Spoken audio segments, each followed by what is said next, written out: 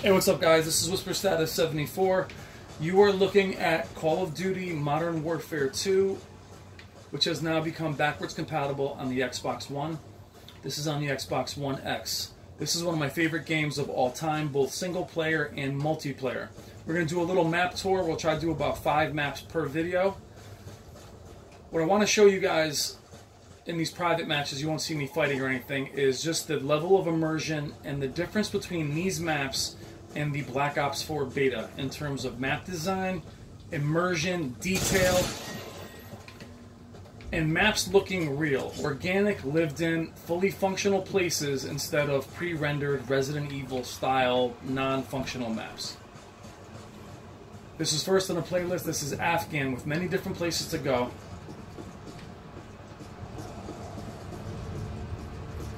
Now, I'll make no secret, I couldn't stand Black Ops 4. I made several videos about it, caught a lot of hate for it, but that's just my opinion. I am the original Call of Duty player, and these maps were tremendous back then. A lot of verticality, different places to go.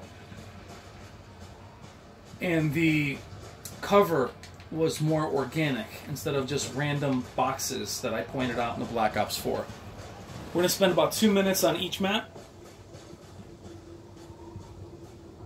You can go in here, cave through the center of the map, pillboxes on either side, plane in the middle. Games of domination were phenomenal on these maps. Throwing grenades over, and these maps all connected. Gorgeous map.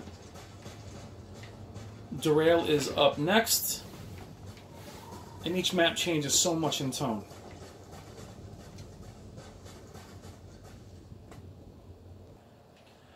Now, this is straight 360 emulation. There is no real up conversion other than what the TV is doing or the Xbox One X is doing. It doesn't look great. The aliasing is all over the place, but it's a 360 title. Now, back, this is Derail, a very expansive map, a lot of sniping in this map. But again, it gives you that sense of really being outdoors, very large map. Not large, but, you know, it just gives you that feeling of being there. You can go into this store here, you can go on the rooftops here. This map actually reminds me a lot of the winter scene in the game Last of Us. You can go around this way. And when they blocked out maps in this series or later on, is they had, you know, not just imaginary walls, they put them way out so you didn't feel like it was a stadium. You felt like it was actually a real place, which I feel is very important in regards to video games and immersion in general. So what Battlefield does so well, we can see why Battlefield also lagged behind Call of Duty. Call of Duty was able to offer both immersion and that arcade experience. Later Call of Duty titles really felt, to me anyway, like the graphics and the levels were pre-rendered Resident Evil type, non-touchable, you know, pieces. The cover was just boxes. Here you can go into all these buildings. Think the game World War II for Call of Duty, where only a couple of the buildings are even interactive. Here you can go up here. They all, you know, go to the same area. But these rooms look like they're for a reason. You can head out. Not just a random window in a house in World War II.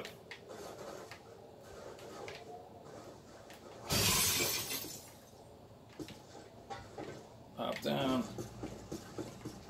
Many different options, which made for so many better firefights. Different bridges. You can also go into this building here, and the creek below is open to go to, and also interacts with the ice. Little fishing spot here. But look how expansive this map is. And compare that to something in Black Ops 3. Or Advanced Warfare. Alright, next map is Estate. Estate, one of my all-time favorites, is a fall type map. Power plant in the background, you can go in here and interact. Buildings in the back, cars everywhere that you can get blown up by. Accessible through the back, there is a top to this map. Or in this building, you can shoot through here. Destroyed house. with a greenhouse in the back, garage, and boathouse up at the top. Again, very organic. Looking lived in. You can attack one of two ways here, through the basement, around the greenhouse. All the glass is interactive. But just picture the fights that were happening here.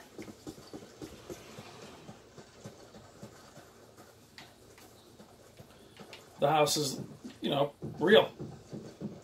Large kitchen, jacuzzi, TV room, old school LCD. Father clock, living room, bathroom, porch, again, fighting out there. Second bathroom in the master. I mean, like, again, a real place. Hop on down. A lot of places to fight here. We'll go around to the boathouse.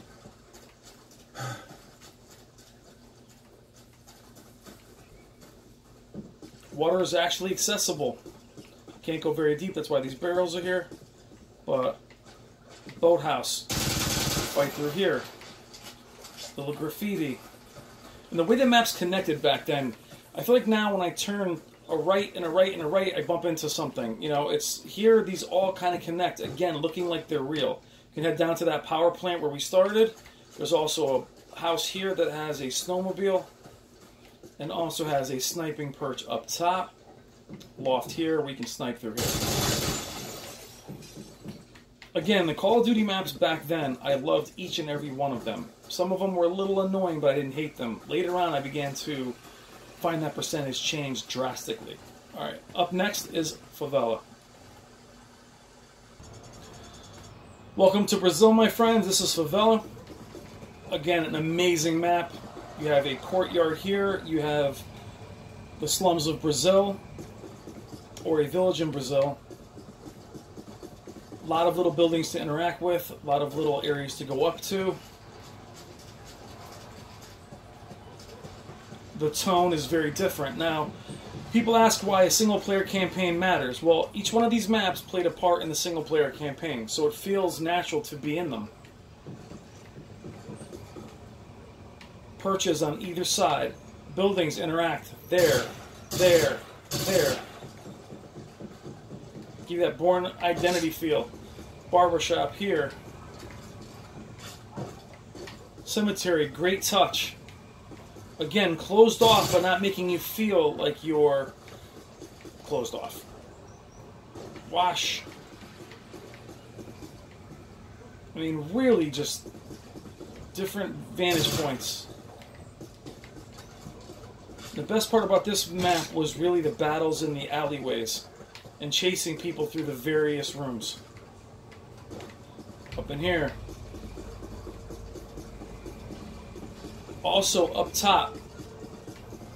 So having main areas in each of these spots, especially in domination, capture the flag, search and destroy. Again, you don't see any random ammo boxes just placed here or there.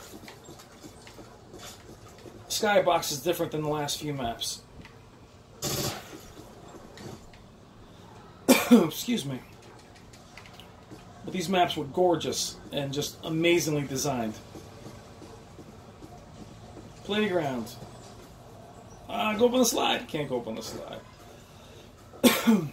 But each one of these perches you can go up to.